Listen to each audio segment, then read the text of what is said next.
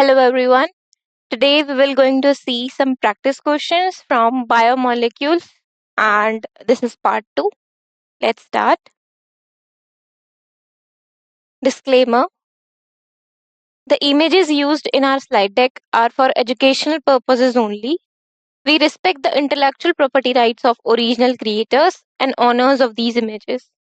If you are the owner of any images used in this deck and have any concerns or issues, please contact us at sathee@irtk.ac.in and we shall remove the images. So today we will see some practice questions from question number 9 to question number 16. Let's start with the question number 9. Which of the following pairs give positive tolerance test? We have given some pairs in the options. We have to tell that which pair give positive tolerance test. Means which pair in which pair both the components will pass the tolerance test. Options are glucose and sucrose, glucose and fructose, hexanol and acetophenone, or fructose and sucrose. You have 10 seconds to think about this question. After that, we will see the answer.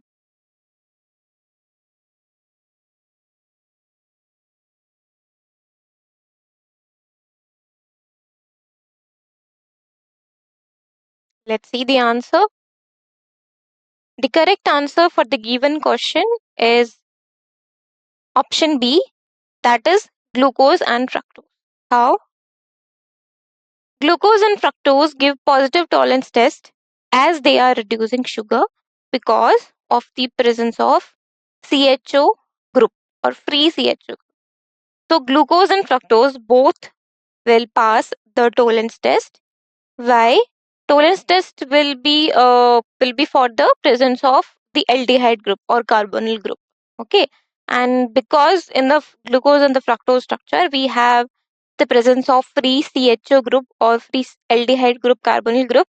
That is why both glucose and fructose pass the tolerance test, gives positive tolerance test, and they both are the reducing sugar and due to the presence of free CHO group. That is the main reason. And that is why we have our correct answer as option B, that is glucose and fructose. Let's move on to our next question. The beta and alpha glucose have different specific rotations. When either is dissolved in water, their rotation changes until the same fixed values result. This is called what? So, we have two forms of glucose, beta glucose, alpha glucose. We have asked that the beta glucose and alpha glucose have different specific rotation. Their rotation will also be different and specific. The alpha 1 and beta 1. And we have asked that when either one is dissolved in the water, either alpha or beta, either one is dissolved in the water, their rotation, their specific different rotations changes until the same fixed value results. The value which is fixed for the particular, uh, glucose like beta glucose or alpha glucose, until that fixed value results, the rotation will keep on changing when we dissolve our alpha glucose or beta glucose in the water. So what this is called? Options is epimerization, resmerization, anomerization, or mutarotation. You have 10 seconds to think about this question. After that, we will see the answer.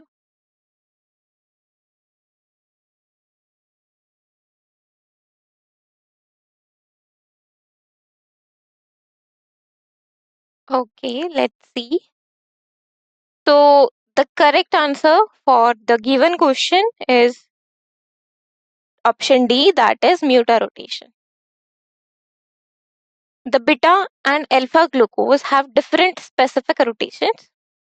When either is dissolved in water, their rotation changes until the same fixed value results, and this phenomena is called mutarotation. And the mutarotation are the the product or the compound having different specific rotation will keep on changing until the fixed value results when the product is dissolved in water. So basically, this is muta rotation, and this is the concept which is shown by the beta and alpha glucose when they dissolved in water, and that is why our correct answer is option D, that is muta rotation.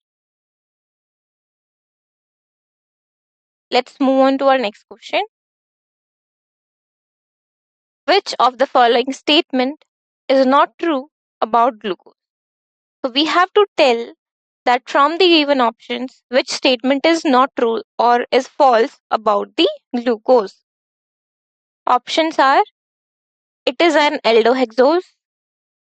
On heating with hydrogen iodide, it forms an hexane. It is present in furanose form, or it does not give 2,4-DNP test. You have to tell which statement is not true regarding glucose. You have 10 seconds to think about this question. After that, we will see the answer.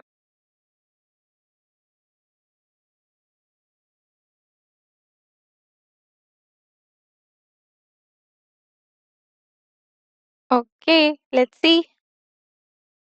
So the correct answer for the given question is option C, that is, it is present in furanose form.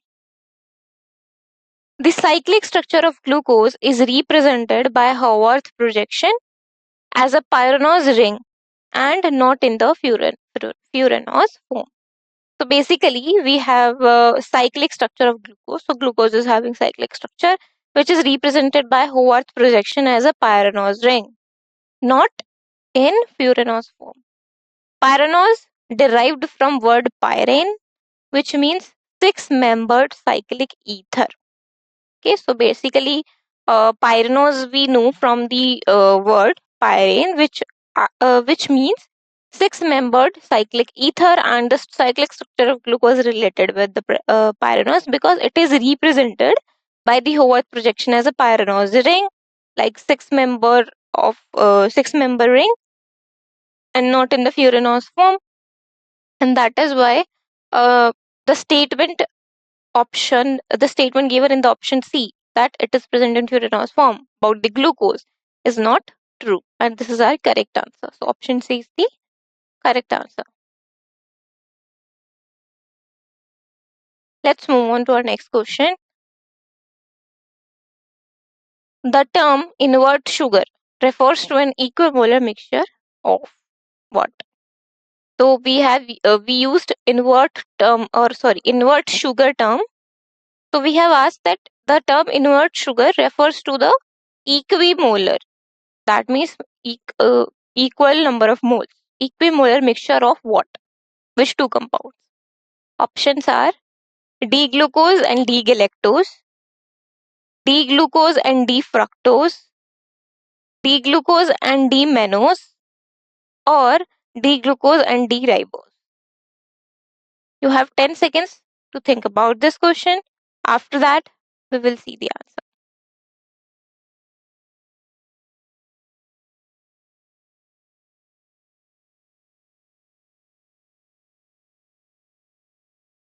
Okay, so let's see. The correct answer for the given question is option B, that is D-glucose and D-fructose. D positive sucrose, which is called as invert sugar, is an equimolar mixture of D positive glucose and D negative fructose. So D positive sucrose, known as invert sugar, is a mixture of D positive glucose and D negative fructose. It is called invert sugar due to the fact that on hydrolysis, there is a change in the sign of the rotation from positive to the negative. That is why it is called invert sugar. Because when we do the hydrolysis for the D positive sucrose, it will change their sign of rotation from the positive to the negative, right? And that is why the question we have asked, that invert sugar term refers to the equimolar mixture of what? So the correct answer is option B.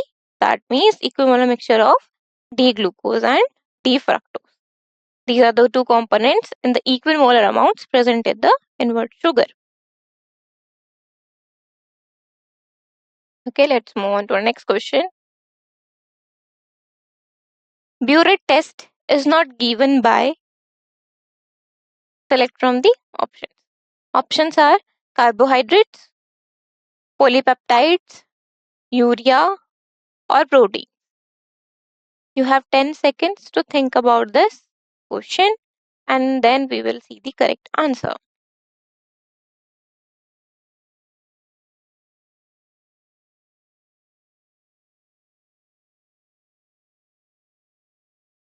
Okay, let's see.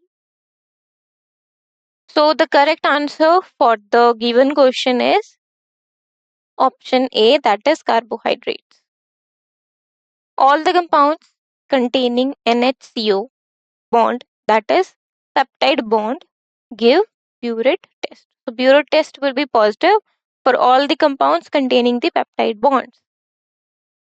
Since carbohydrates do not contain the peptide bond, it does not give the test. And carbohydrates do not contain any kind of peptide bond. That is why they will not give the test of burette test. Right? So this is the question, that burette test is not given by which product. So they are called carbohydrates, and thus our correct answer is option A, that is carbohydrates. Okay, let's move on to the next question. Which one of the following statement is correct? We have to tell the correct statement from the options. Options are all amino acids except lysine are optically active. All amino acids are optically active. All amino acids except glycine are optically active. Or all amino acids except glutamic acids are optically active. You have to choose the correct statement. You have 10 seconds to think about this question. After that, we will see the answer.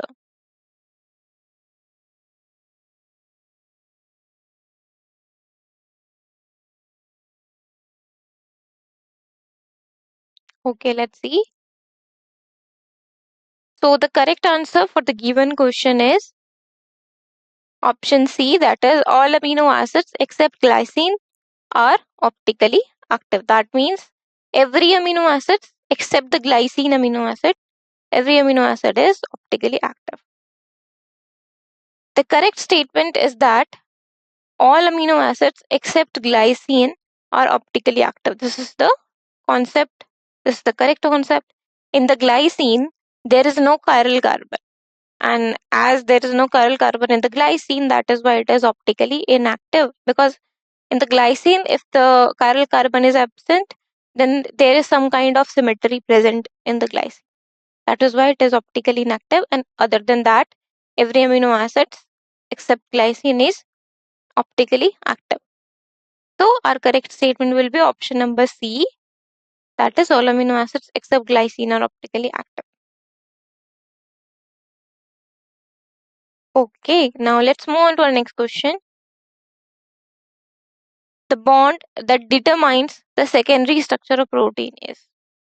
Which bond determines the secondary structure of protein?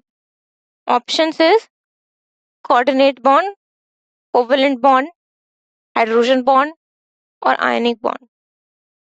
You have 10 seconds to think about this question. After that, we will see the answer.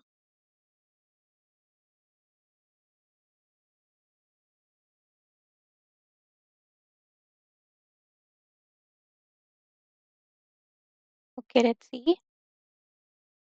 So the correct answer for the given question is option number C, that is hydrogen bond. Secondary structure of protein is refers to the shape in which long polypeptide chains are held together by the means of hydrogen bonding. So that is the correct answer, that the secondary structure of proteins refers to the shape in which the long polypeptide chains are held together by the means of hydrogen bonding. Between them, strong hydrogen bonding is present. That is why the long polypeptide chains held together in the shape of the protein in the secondary structure. So which bond determines the secondary structure of the protein? Correct answer is option C, that is hydrogen bond. Let's move on to the next question. Which of the following compounds can be detected by Molish test? Which compound can be detected by Molish test from the options? Options are nitro compounds, sugars, amines, primary alcohols. You have 10 seconds to think about this question. After that, we will see the answer.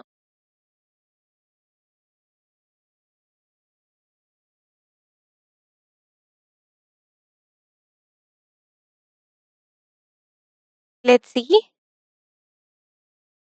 The correct answer for the given question is option number B, that is sugars. Carbohydrates, for example sugar, can be detected by Molish test, and the test sample, add the test sample to the test tube containing water. That means we have to take a test tube having water in it, and we have to add the unknown sample in it and shake it so that it will get dissolved. Now we have to add 2 to 3 drops of Molish reagent and add concentrated sulfuric acid in that in drops along the sides of the test tube. Slowly, the formation of a purple ring indicates the presence of carbohydrates. If a purple ring formed in that particular test tube, we can say that yes, the carbohydrate is present in our test sample. Okay, so we have asked that which compound can be detected by Molish test. So correct answer is option B, that is sugars. Okay, thank you.